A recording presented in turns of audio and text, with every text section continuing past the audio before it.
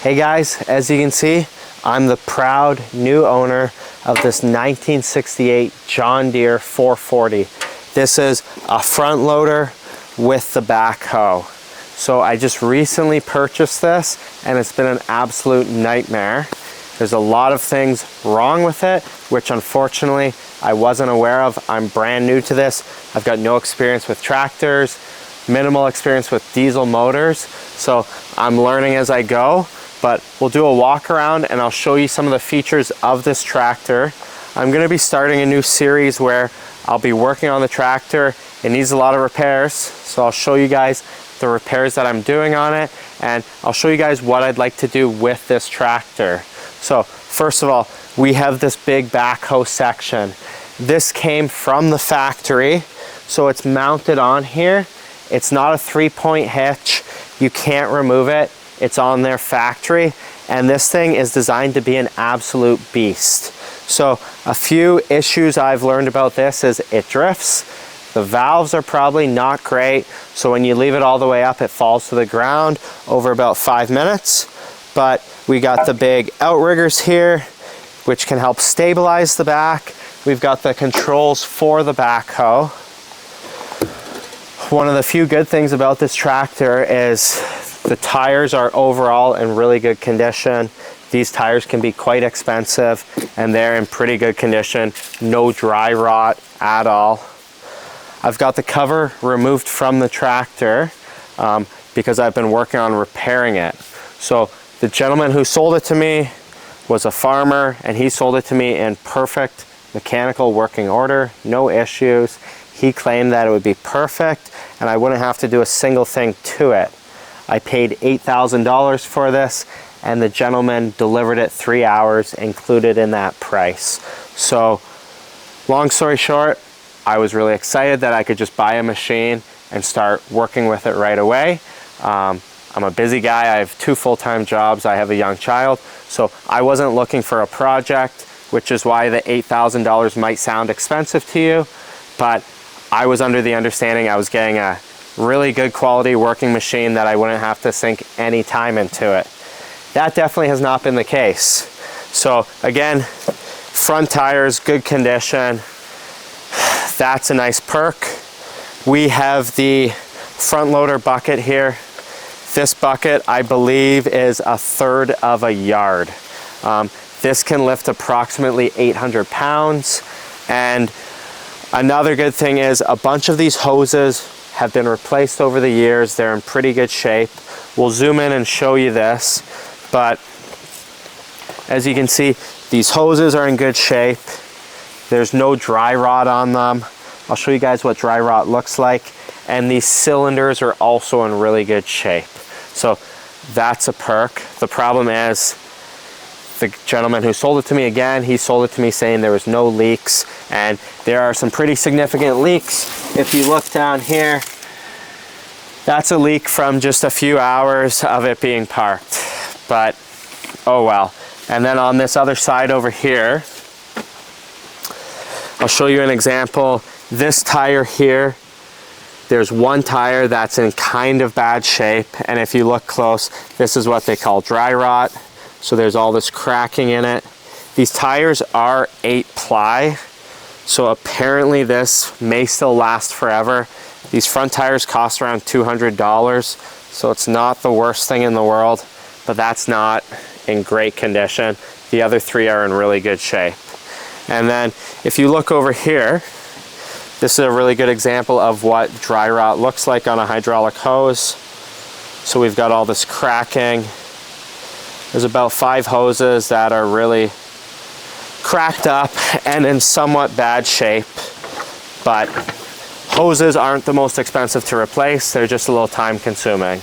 So I'm gonna fire this thing up and I'll show it to you guys running. I'll operate some of the features on it. Long story short, a few of the problems that I have so far, there is moisture in the hydraulic fluid.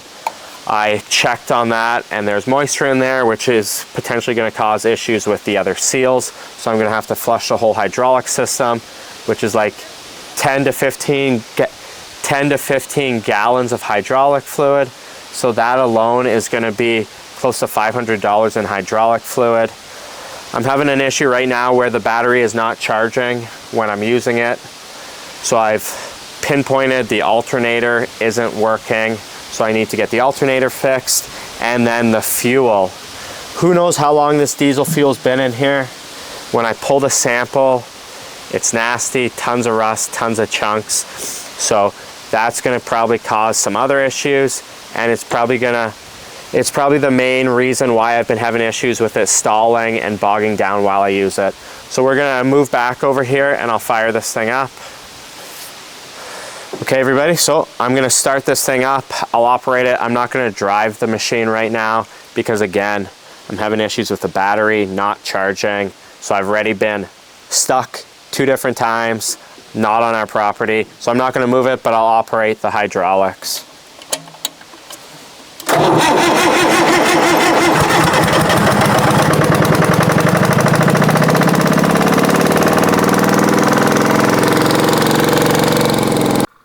For the sake of the video, I've sped this section up, but as you can see, the front hoe bucket raises quite high. I believe that this goes up approximately 10 to 12 feet, so this will be really handy. I can use this to help push over trees, basically lift the bucket up, put some leverage on the top of the tree so that I can guide it in the direction I want it to fall. I can also use the front bucket for grading. So we have our outriggers. I can lift the whole tractor up. The outriggers are meant to stabilize the tractor while you're using the backhoe, and the nice thing is these outriggers are adjustable so you can make them even wider. Next, as you can see, the backhoe does not have a thumb on it, which is going to make grabbing onto things a little tricky, but I'm going to make do with what I have. Apparently this thing can dig holes approximately 10 feet deep. I won't be digging that deep, but I would like to dig around 4 feet deep. I'm more or less going to be using this to help move some rocks, dig some holes, as well as move some, pull out some tree stumps. So there's a look at the backhoe. It's quite a large backhoe, especially for a tractor. Let me show you guys what I meant by the fuel being really dirty. So it's going to be hard to see, but there are pretty good sized chunks of rust in here, and this is pretty gummy.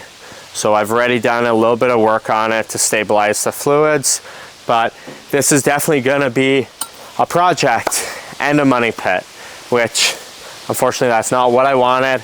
But hopefully these make some cool videos of me doing repairs on these, and maybe I can share some tips and tricks along the way, because I've already learned there's not a lot of information out there on YouTube about these machines. So I'm gonna create a series where I do some work on it. Next, I'm gonna show you guys where I want to use this. So right now, we'll go for a little bit of a walk here. All right, so my idea when I purchased that machine was, we have this property here in the Bracebridge area of Ontario. So we have about 2 acres of land here. The problem is the land, as you can see, is heavily treed, heavily rocked, and it's not very usable right now. So the idea with the machine was to do some clearing, help dig out stumps, help push trees over when I cut them down, and help move some of these rocks. So unfortunately, I'm not going to be able to put it to work yet, and I might not really be able to work it until the spring of next year, until I get it working well. But that's the idea of the machine, to do some cool work up here with the property that we have. So hopefully everything works out and I can actually put it to work up here. But it's been a little bit of a headache so far. I reached out after I bought it. I bought it just off of a buy and sell marketplace up here, and the seller who sold it to me, saying it was in good working order, basically sold it to me in really bad faith, where I told him about all the problems with the machine, asking him to take it back, and he said that he wasn't going to take it back.